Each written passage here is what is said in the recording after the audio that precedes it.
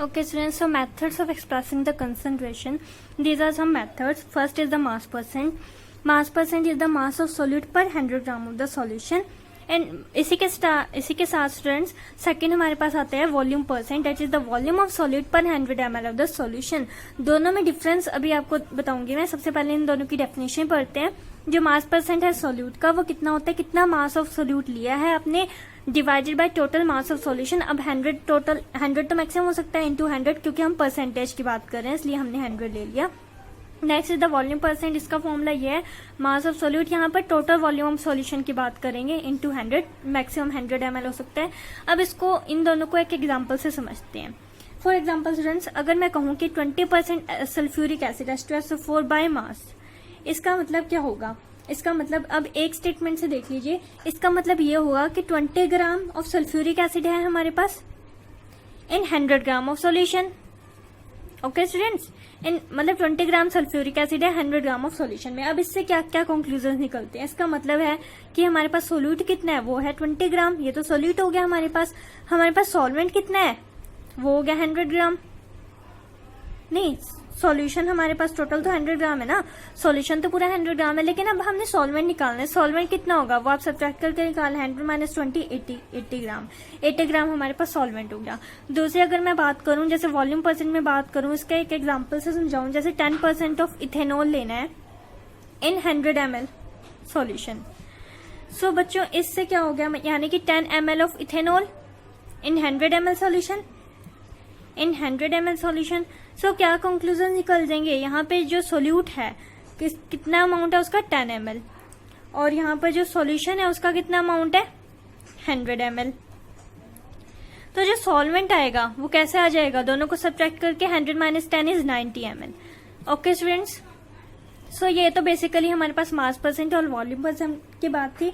हम next concentration terms पे चलते हैं, जो कि है हमारे पास strength. Students, strength is the mass of solution in grams divided by the volume of solution in liters. तो स्टूडेंट्स यहाँ पर देख लीजिए, ये जो है मास वो ग्राम्स में है और जो वॉल्यूम है वो लीटर में है. तो ग्राम पर लीटर क्या हो गया, इसकी यूनिट्स हो गए. दूसरी अगर मैं बात करती हूँ, एक बहुत इंपॉर्टेंट रिलेशन है 1 litre is equal to 1 decimetre cube. So it may be converted as gram decimetre minus cube. ये भी इसकी यूनिट्स हो सकती है. Okay students, so basically strength क्या है, amount of solute in gram present in 1 litre of solution, जो कि 1 लीटर ऑफ सॉल्यूशन में है. सो बेसिकली आपके पास स्ट्रेंथ थी. ओके स्टूडेंट्स, तो हमारे पास नेक्स्ट कंसंट्रेशन टर्म है मोलारिटी, जिसे हम कैपिटल M से भी डिनोट करते हैं, जो कि क्या होते हैं number of moles of solute which is present divide by the volume of solution in litres. Solute जो होगा वो ग्राम में होगा. ठीक है, तो बेसिकली जो सॉलिड की यूनिट्स होंगी, मतलब कि यहाँ पे नंबर ऑफ मोल्स की बात करें तो मोल्स की यूनिट क्या होगी, वो तो मोल ही रहेगी. और ये तो लीटर में है पर लीटर, यानी कि इसकी जो यूनिट्स है वो है मोल पर लीटर. ठीक है स्टूडेंट्स, लेकिन अगर मैं बात करूँ यहाँ पर, मैं बात करूँ नंबर ऑफ मोल्स की. नंबर ऑफ मोल्स कैसे निकालते हैं? Number of moles is equal to number of moles तो हमें सॉल्यूट के निकालने हैं ना. ये जो हमने बात किया किसके इक्वल होएगा, given mass of solute, given mass कितना है सोल्यूट का, divide by the molar mass of solute. Okay students, given mass over molar mass of solute. Molar mass निकालना इजी है. ठीक है, जैसे कि आपको सल्फ्यूरिक एसिड का निकालना है तो आपको पता है 1 इंटू 2 हाइड्रोजन का 1 होता है, सल्फर का 32, सल्फर का कितना होता है 32, 16 इंटू 4 सल्फर का होता है, तो 98 हो गया मोलर मास इसका. ठीक है, अब हम बात करते हैं दूसरी टर्म की, जो कि हमारे पास है molality which is small m. इन दोनों के बीच में बहुत अच्छा डिफरेंस है. Small m which is equal to number of moles of solute divide by mass of solvent in kg. तो इसकी जो यूनिट्स होंगी वो होगी मोल्स पर केजी. आपको क्लियर है यहाँ से? ठीक है, यानी कि वो होगी मोल्स पर केजी. स्टूडेंट्स, बहुत ही कमाल की बात यह है यहाँ पर कि अब यह है कि स्मॉल m मोलालिटी को हम क्यों प्रेफर करते हैं ओवर मोलारिटी. ये बहुत ही इंपॉर्टेंट क्वेश्चन है, वेरी वेरी इंपॉर्टेंट क्वेश्चन. सो क्यों मोलालिटी जो स्मॉल m है वो प्रेफर होती है ओवर मोलारिटी? क्योंकि अगर हम बात करें मोलारिटी की बात करें, आपको पता है बहुत इंपॉर्टेंट लॉ है केमिस्ट्री में, volume is directly proportional to temperature.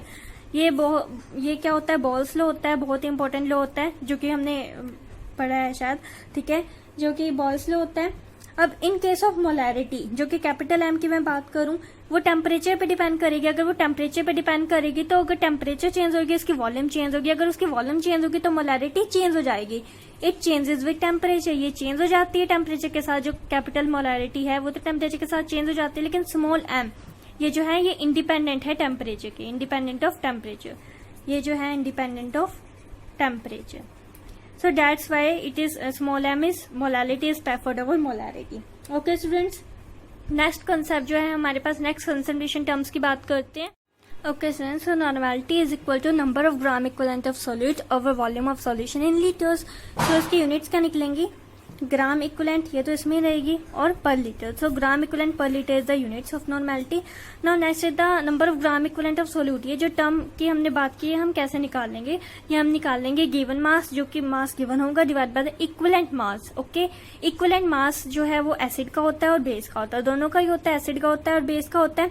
So equivalent mass acid का कैसे निकलता है, मोलर मास ओवर बेसिसिटी, और इक्विवेलेंट मास ऑफ बेस कैसे निकलेगा, molar mass over acidity. Okay friends, so सबसे पहले मैं बात करती हूँ बेसिसिटी की. बेसिसिटी क्या होती है, बेसिसिटी जो होती है वो एसिड की निकलेगी. कितने हैं वो, क्या है, कितने नंबर ऑफ आयनाइजेबल, कितने number of ionizable H positive ions हैं. ओके स्टूडेंट्स, और अगर मैं एसिडिटी की बात करूं, एसिडिटी हमारे पास बेस की निकलेगी, वो किसके इक्वल होता है, कितने number of ionizable OH negative ions हैं. एग्जाम्पल से समझते हैं. फॉर एग्जाम्पल अगर मेरे पास HCl है, फॉर एग्जाम्पल अगर मेरे पास HCl है तो मैं देखो HCl जो है एक H पॉजिटिव दे सकेगा. अगर मेरे पास सल्फ्यूरिक एसिड है, अगर मेरे पास सल्फ्यूरिक एसिड है तो वो 2H पॉजिटिव आयन दे देगा. अगर मेरे पास HNO3 है तो वो भी एक H पॉजिटिव दे देगा. ये सारे क्या हैं, ये सारे एसिड हैं, और ये जो H पॉजिटिव दे देगा ये इनकी बेसिसिटी है. ओके स्टूडेंट्स, लेकिन अगर मैं बात करूं NaOH की, NaOH जो है एक OH नेगेटिव दे देगा. MgOH twice magnesium hydroxide 2OH negative दे देगा. ये क्या है, ये है बेस, और ये क्या है इसकी एसिडिटी.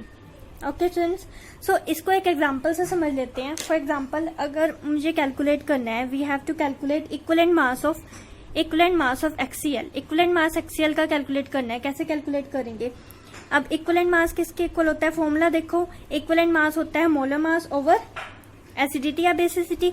तो एक मोलर मास कितना है, हाइड्रोजन का देखो 1 होएगा, और क्लोरीन का कितना होगा 35.5, तो 35.5 ठीक है, और डिवाइड बाय 1, क्योंकि एक्सेल जो है वो H पॉजिटिव, एक H पॉजिटिव आयन दे देगा, तो कितना हो गया 36.5 हो जाएगा. ये इसकी इक्विवेलेंट मास हो जाएगा. ओके स्टूडेंट्स, और नॉर्मेलिटी क्या होती है, number of gram equivalent of solute in 1 litre volume of solution. Okay, इसको हम ऐसे लिख सकते हैं, गिवन मास और divide by equivalent mass divide by volume of solution litre. अगर मैं इक्विवेलेंट मास की डेफिनेशन निकालूं क्या होती है, वो गिवन मास और मोलर मास, यही डेफिनेशन होती है इक्विवेलेंट मास की. इसको अगर मैं यहाँ पर पुट कर दूं तो ये है, यहाँ पर ये मैंने इक्विवेलेंट मास की जगह यहाँ पर ये लिख दिया.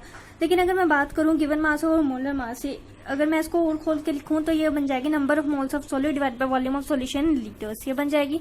ये जो टर्म है याद कीजिए, जो पिछले फॉर्मूले में ये जो टर्म है वो क्या है, मोलैलिटी का फॉर्मूला यही था, मोलैलिटी इंटू एन. अब जो एन इज द एसिडिटी और बेसिसिटी, सो यहाँ से नॉर्मेलिटी निकल जाएगी मोलैरिटी इंटू एन. ठीक है, कैपिटल एम मोलैरिटी, क्योंकि यहाँ पे मोलैरिटी की बात की है, n is equal to capital M into n. तो ये एक रिलेशन हो गया नॉर्मेलिटी और मोलैरिटी के बीच में. इसके बेसिस पे थोड़े से क्वेश्चन कर लेते हैं. एक आधा जैसे क्वेश्चन है, वी हैव टू कैलकुलेट, जैसे कैलकुलेट करनी है नॉर्मेलिटी, कैलकुलेट करनी है आपको of 0.3 molar sulphuric acid solution. 0.3 molar sulphuric acid solution की आपने नॉर्मेलिटी कैलकुलेट करनी है. सो नॉर्मेलिटी का formula molarity into n. N क्या होगी, इसकी एसिडिटी या फिर इसकी बेसिसिटी, यही होगी. तो अब नॉर्मेलिटी, अब 0.3 मोलैरिटी तो 0.3 है. अब इसकी सल्फ्यूरिक एसिड जो है मैंने आपको पहले बताया था वो 2H पॉजिटिव आयन दे देगा. सो यहाँ पे 2 है इसकी एसिडिटी, या फिर बेसिसिटी की बात करेंगे, बेसिसिटी इसकी 2 है. सो एन इज इक्वल टू 0.6. तो 0.6 जो आएगी वो इसकी क्या आएगी, वो इसकी normality. Student, next concentration term है आपके पास ppm, पार्ट्स पर मिलियन, पार्ट्स ऑफ कंपोनेंट पर मिलियन, 10/6 पार्ट्स ऑफ सॉल्यूशन. तो ये जो ppm यूनिट्स होती है कब होती है, वेरी डाइल्यूट सॉल्यूशंस के लिए यूज होती है, जब बहुत ज्यादा डाइल्यूट सॉल्यूशंस आपके पास हो, जब ट्रेस क्वांटिटीज में प्रेजेंट हो, ट्रेस क्वांटिटीज, क्योंकि ये जो होती है 10/6 में होगी, मिलियंस में होगी. Number of parts of component divide by total number of parts of all the components into 10/6. ठीक है, ऑफ सॉल्यूशन। सो बेसिकली यही थे हमारे पास थोड़ी concentration terms. So hope guys you enjoy this video, like share and comment. Thank you very much for watching. Thank you.